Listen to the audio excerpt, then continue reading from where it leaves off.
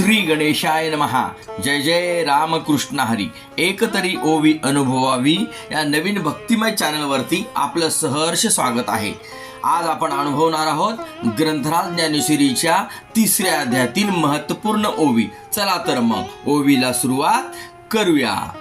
देखे उपलवना सरिसा, पक्षी फळासी झोंबे जैसा, सांगे नरू केवी तैसा, पावे वेगा.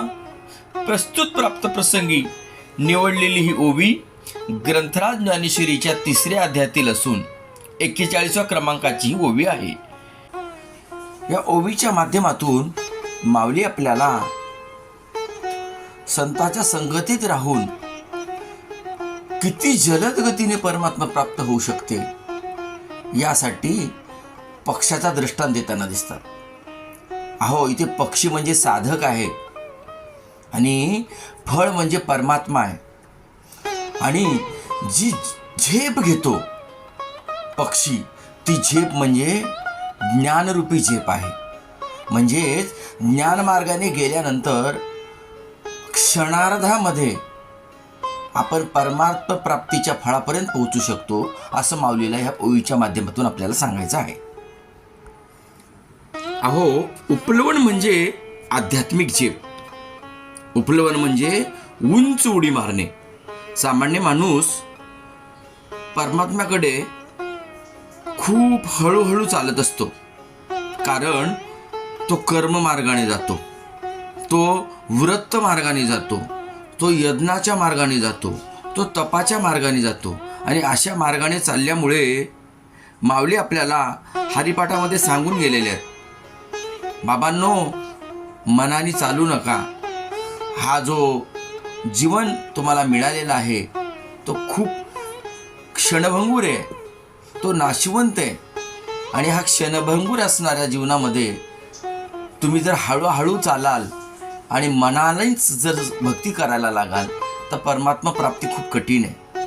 त्यासाठी तुम्हाला संतांच्या मार्गावरती चालावं लागेल. आणि जर आपण संतांच्या मार्गावरती आपण चालू आणि संपूर्ण प्रेम आणि संपूर्ण श्रद्धा त्या संतांच्या चरणावरती आपण समर्पण करू, तेव्हा साधकाची चालणे राहत नाही, त्याला उडणे म्हणतात. हीच तर ती उपलवनाची शक्ती आहे. अहो, या ओवीतील पक्षी म्हणजे साधक. पक्षी आकाशात उडतो कारण त्याच्याकडे 2 पंख असतात. तसंच साधकाकडे श्रद्धा आणि सबुरी ह्या 2 पंखाची गरज असते. किंवा साधकाला परमार्थ रूपी जीवनामध्ये उंच उडी मारण्यासाठी भक्ती आणि ज्ञान ह्या 2 पंखाची खूप आवश्यकता आहे. जर एका पंखाने उडायचा प्रयत्न केला तर पक्षी ज्याप्रमाणे खाली कोसळतो, अगदी त्याप्रमाणे भक्ती असूनही जर ज्ञान नसेल, भक्ती कशाची करावी, तरी पण ती परमार्थ रूपी जी झेप आहे ती त्या फळापर्यंत पोचणार नाही, परमात्मापर्यंत पोचणार नाही. पण एखाद्याकडे ज्ञान आहे पण त्या ज्ञानावरती त्याची श्रद्धा नाही, म्हणजे भक्ती नाही, तरी सुद्धा ती झेप सुद्धा उंच आकाशामध्ये जाणार नाही, म्हणजे परमात्म्यापर्यंत ती झेप पोचणार नाही. म्हणून जसं पक्षाला उंच झाडावरचं फळ क्षणार्धात मिळवण्यासाठी 2 पंखाची गरज पडते, तसं परमार्थरूपी जीवनामध्ये साधकाला ज्ञान आणि भक्ती ह्या दोन्हीही पंखाची गरज पडते. अहो, पुराणातील ध्रुव बाळाचा दृष्टांत आपण दररोज ऐकतो. केवळ 5 वर्षाचा मुलगा, त्याच्याकडे कुठल्याच वेदाचे अध्ययन नव्हते, मोठी तपश्चर्या नव्हती, पण त्याच्याकडे एक मात्र गोष्ट होती, ती म्हणजे संतावरती असलेला समर्पित भाव आणि संतावरती असलेल्या त्या श्रद्धेपोटी आणि संतांनी दिलेल्या त्या ज्ञानावरती असलेल्या सबुरीपोटी तो परमात्मरूपी असणारा जो फळ आहे त्याला जीवनामध्ये प्राप्त झालेला आहे.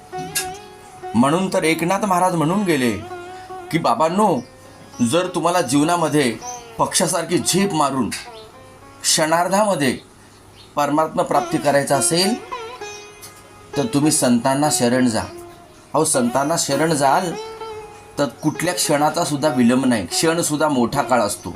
अर्ध्या क्षणामध्ये सुद्धा संतांची प्राप्ती, देवाची प्राप्ती, परमात्म्याची प्राप्ती होऊ शकते.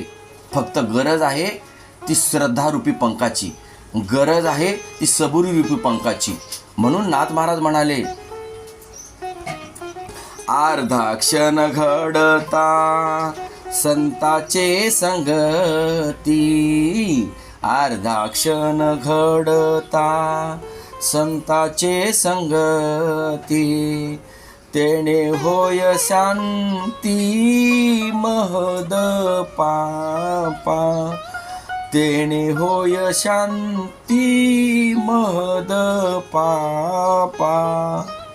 किंवा तुकोबाराय सुद्धा म्हणाले, मुखी नाम हाती मोक्ष, ऐसी साक्ष बहुतांची, वैष्णवाचा माल खरा, तुरा वस्तुसी, भस्मदंड न लगे काटी, तीर्था आटी भ्रमण, मुखी नाम हाती मोक्ष, ऐसी साक्ष बहुतांची.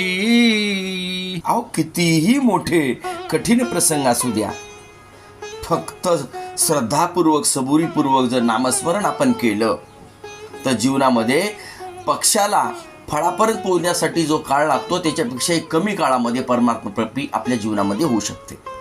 फक्त त्यासाठी आपल्याला एकच पथ्य पाळावं लागेल, ते म्हणजे स्वतःचं मीपणा सोडणे.